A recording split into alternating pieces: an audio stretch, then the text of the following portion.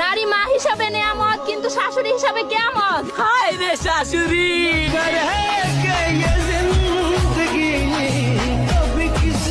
নারী যখন কন্যা তখন সে রহমত, নারী যখন বোন তখন সে আমানত, নারী যখন স্ত্রী তখন সে নেয়ামত, নারী যখন মা তখন সে জান্নাত।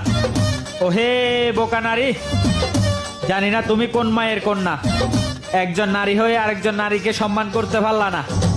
তবে একটা কথা মনে রেখো নারী, হাতের আঙ্গুল সব যেমন সমান হয় না, সব শাশুড়িও কিন্তু এক হয় না।